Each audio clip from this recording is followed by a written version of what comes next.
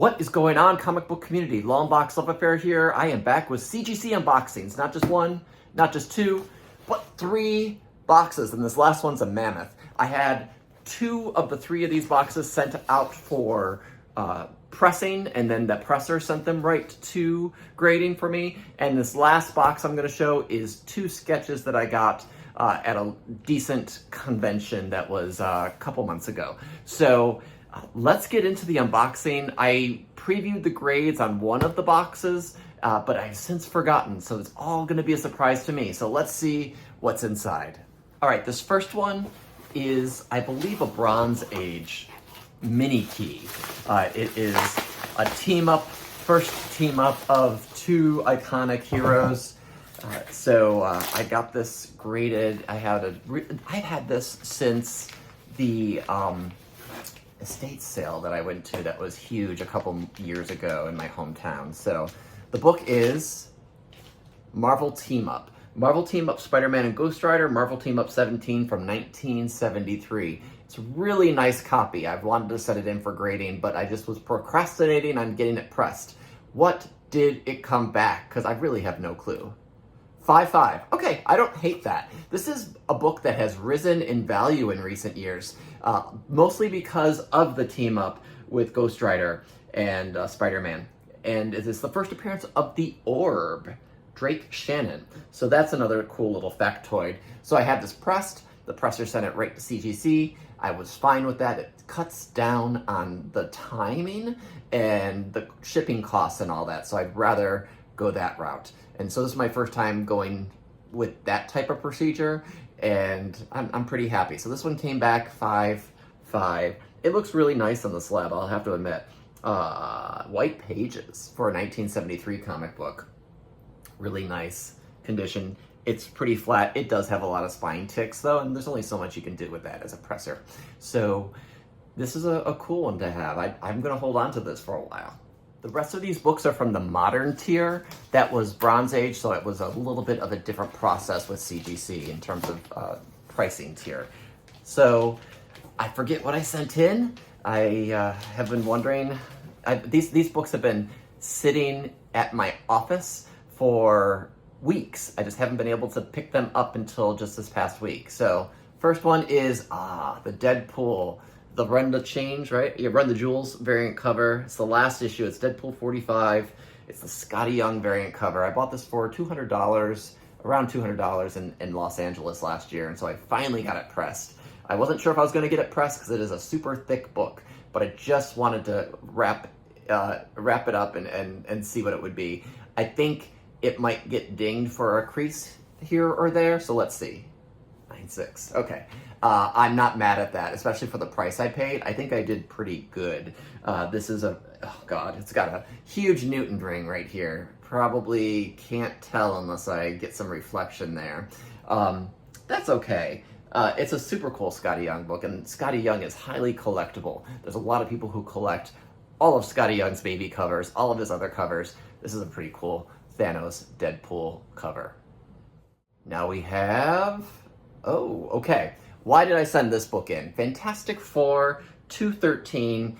It's got the aging Fantastic Four cast fighting the Herald of Galactus, Terrax, who was introduced in an earlier issue, I believe in issue 211. I sent this book in because it's a double cover. So there's a first cover. Well, okay, I see the grade because it's right underneath. So double covers, 9.4. Really great condition. So it was a 1979 book, the year I was born, and newsstand edition. It says double cover. The first cover is a 9.2, and then the interior cover is a 9.4. So when you get a double cover, it's a printer error. So they indicate under the title how many covers and what the condition was, and they take the higher condition for each of the cover as the total. So because the interior cover, which is usually higher grade anyway, because that was a 9.4, this came back a 9.4. So that's pretty cool. I have a couple double covers in my collection, but I wanted to get this graded, and who knows what I'll do with it, but it's pretty cool to have this novelty in the collection. I've been really into Fantastic Four lately. All right, we have Avengers, the Children's Crusade. This is the not Adam Hughes, the Art Adams variant cover. So this is issue number 3, Scarlet Witch. Picked this up at a local con for a really decent price. Gosh, I can't remember. In the video, I think I talked about it. Maybe $100 to $125. So, you know, it had a little bit of wear, but nothing drastic. So, not that I can remember. So let's see. 9.6. Great. So almost the 9.8. Almost the 9.8 perfect. Really cool Scarlet Witch cover. He does this pose for a lot of things. I'm actually debating buying his Miss Marvel #1 cover that is coming out just because I am a big Art Adams fan. So he is one of my top tier artists that I collect. Next up, Iron Fist, number 14, yeah. This is a book that I also got at that estate sale a couple years ago in my hometown, and I probably paid about $8 for this book. So that was pretty cool. First appearance of Sabertooth right there. I think they intended for Sabertooth to be an Iron Fist villain, but then they canceled Iron Fist after the next issue, which included the X-Men. I can't say for certain, but I think that's probably what happened. So, not 9.8 potential at all. Actually, this whole box, because it was pressing candidates, I wanted to get higher grades on some books that probably had some wear. So, let's see what condition this is. 7.5. Okay, I'm happy with that. 7.5. This is John Byrne and Dan Green art and an Al Milgrom cover. I can tell the Al Milgrom. So Al Milgrom did the signature Sabertooth cover for Iron Fist. Pretty cool. And actually, Sabertooth did appear in Power Man and Iron Fist when they had their own series, so probably shortly thereafter. So they did keep him in the universe there for a little bit. Next. All right, I think I have 2 of these in this haul. So Hulk 449? Yeah, 449, first appearance of Thunderbolts. I have a couple copies. There are points in my collecting history where I've missed out on picking this up twice. Once at a garage sale before it was hot, and once at the estate sale that I have been talking about because I just totally flaked and missed out as I was looking through that box. So what did I get on this copy? A 9.0. Ooh, I'm not sure why I got a 9.0. It does have 2 indents, two or 3 spine creases. Maybe that was it. They transposed on the back. Okay, 9.0. Ooh, not my favorite. Not my favorite. All right, hopefully if I have another one in this box, hopefully it grades higher. All right, this book is back. Did I grade higher than a 9.0? A 9.2? Gradual. I'm gradual progress here. I'll be able to get up to 9.8 eventually someday. So first appearance of Thunderbolts, Mike Deodato cover, art and interior art if I'm not mistaken. Yep, from 1997. All right, Spider-Man number 2. Yes, number 2. Oh, and they messed up on the label. So this is a newsstand that you can tell down here. It does not say direct edition. It says AA. It says display until August 3rd, 2012.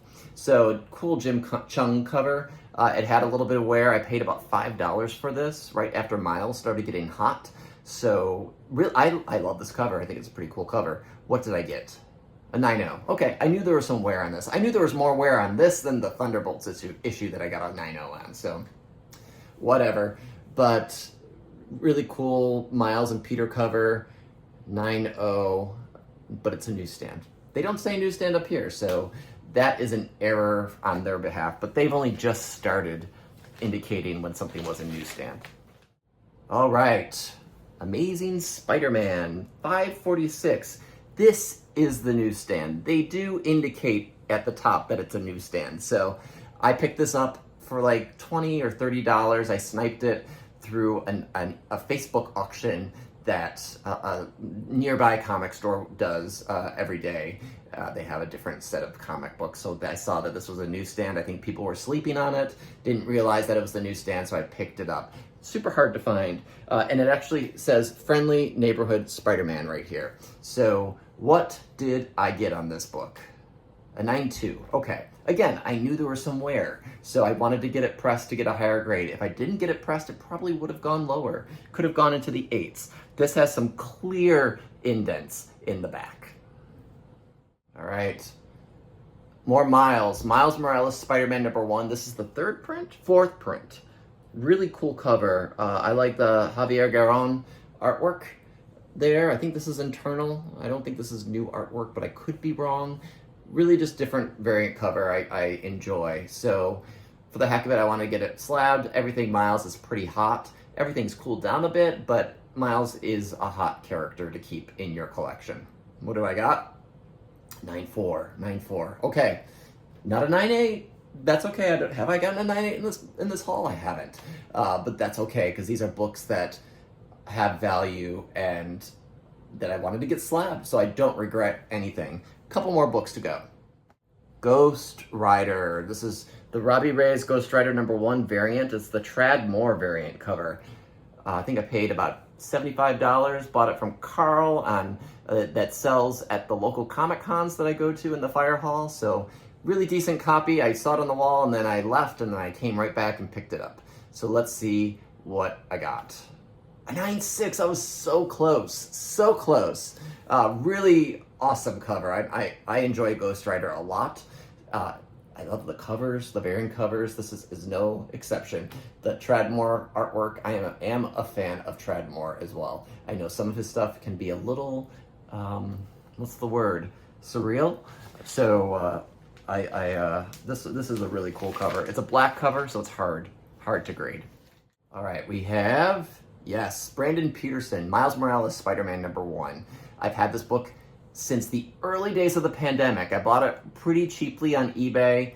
All things considered, this book does go for a little bit more than I paid for it. Hopefully I got a grade that is commensurate with what I think it should be worth. 9.6, so close. This is the so close haul. Again, I knew it had like a dent or indent or what have you. I got it cheap. If I was to sell it, I know I could make some money back, which is a good thing. Don't want to be losing money if that ever was to happen. But it's just a super cool cover. I am a fan of some of Brandon Peterson's artwork. And I have a Cyclops sketch from him that I got several years ago. A couple more in this box before I move on to the sketches. X-Men, Rob Liefeld. Goodness, this is a book that some of the people on Instagram were showing it off. I think King of the Golden State and a couple other people, that it was going higher than we expected, and so we were going to send it in to get slabbed. So let's see, did I get the coveted 9.8? I did!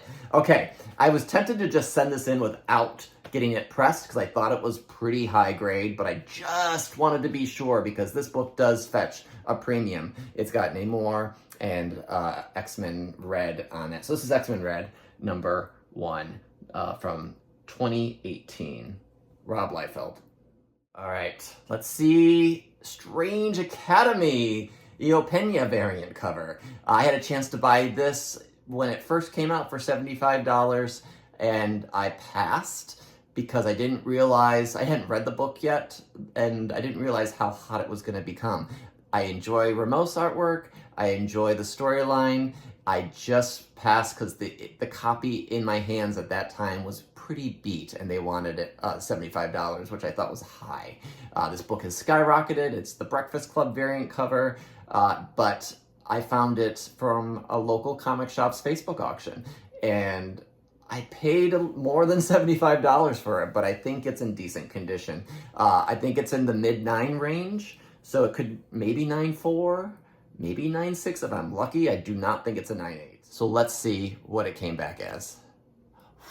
9.6, I am lucky. I am lucky. This came back a 9.6. That is awesome. And no Newton rings. 9.6. So the pressing, I know, helped in this regard. Sometimes you're not sure, but I know it helped here. So this is a really cool variant cover. Now, let's get into the sketches I got at AwesomeCon. All right, so I submitted these through a facilitator that was at AwesomeCon because CGC was not at AwesomeCon. It does not have a big, AwesomeCon is not a big comic book convention. It's in DC.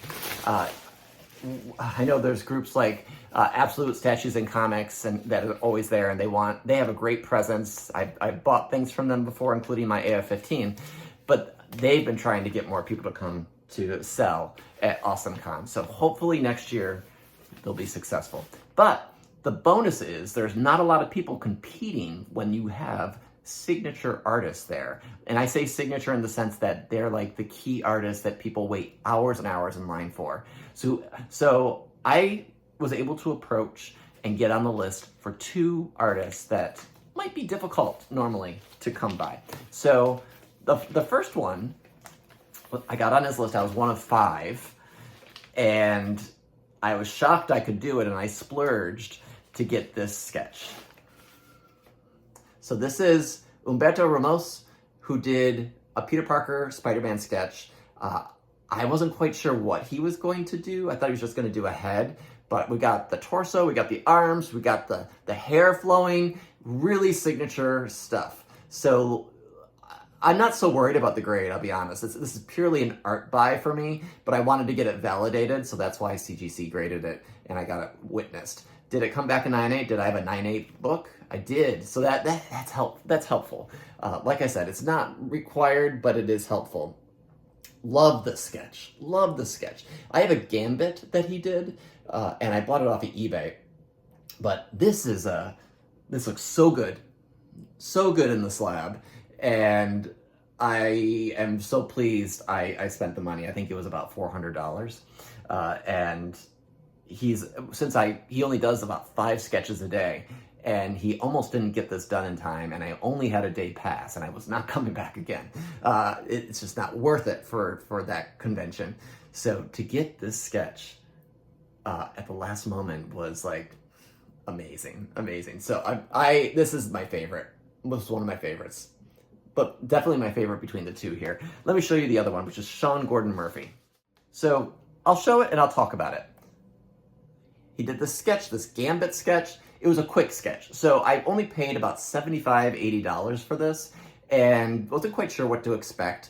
I wished it was a little bigger, but you know, I paid not the going rate for a big sketch. So 9.8, great. Again, matters, doesn't matter. But he spent about 5 minutes on this, and really cool guy. He had a lot of other things he was selling. He had some mugs that he drew on with Gambit and Rogue and some Batman stuff. He is an artist that I'm interested in. He's not one I follow. So that's why I also didn't invest heavily in him. I wanted to get a sketch. I've seen these Gambit sketches. I almost think I'd prefer it if it didn't have the color.